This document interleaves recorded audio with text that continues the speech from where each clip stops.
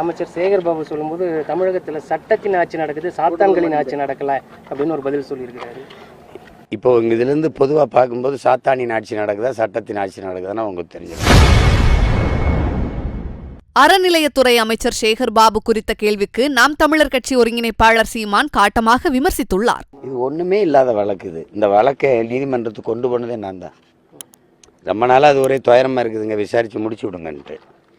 அவங்க திருப்பியும் ஒரு தடவை விசாரிங்கன்னு அது உங்களுக்கு தெரியும் தானே. இது முற்றுப்பட்டுட்டா என்னை ஒன்றும் செய்ய முடியாது. இது இருக்கிற வரை தான் இழுத்து இப்படியே இப்போ இவ்வளவு நேரம் பாருங்கள், காலையில் பேசி மதியம் பேசி அப்படியே ஒரு அசிங்கப்படுத்திட்டு இருக்கலாம்னு. இது தொடர்பான அமைச்சர் சேகர் பாபு சொல்லும்போது தமிழகத்தில் சட்டத்தின் ஆட்சி நடக்குது, சாத்தான்களின் ஆட்சி நடக்கல அப்படின்னு ஒரு பதில் சொல்லியிருக்கிறாரு.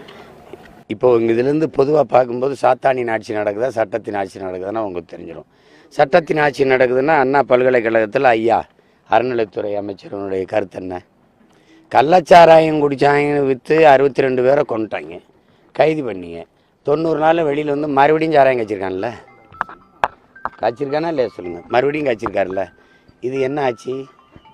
இதுதான் சட்டத்தின் ஆட்சியா இல்லை சாத்தான்களின் ஆட்சியா? முதல்ல ஒரு ஒரு ஒரு ஒரு தடவை காய்ச்சி பல உயிர்களை பறி கொடுத்துட்டீங்க, 10 லட்சம் கொடுத்து சரி பண்ணீங்க. அப்புறம் அவன் திருப்பி வந்து அதே வேலையை செஞ்சுருக்கானே, அதே நபர். அப்போ எந்த துணிவில் காய்ச்சிராமே? அப்போ பயமே இல்லை. அப்போ இது சட்டத்தின் ஆட்சி இல்லை, சாத்தான்களின் ஆட்சி தான். சட்டத்தின் ஆட்சின்னா தினம் பள்ளிக்கூடத்தில் தினம் பாலியல் குற்றச்சாட்டுகள், பிள்ளைகள் பாழாகிறாங்கன்னு உங்களுக்கு தெரியுதுல்ல. அதுக்கு நீங்கள் பார்த்தீங்க எத்தனை படுகொலைகள் நடு சாலையில் நிகழ்ந்துருக்குது. அது ஒன்றுமே இல்லை. அந்த சிசிடிவி கருவியில் பதிவானது தான். எல்லாம் பதிவாகி எவ்வளவு வந்துச்சுன்னு, எவ்வளவு கொலைகள் நடந்ததுன்னு தெரியும். எங்கே சட்டத்தின் ஆட்சி இருக்குது இங்கே?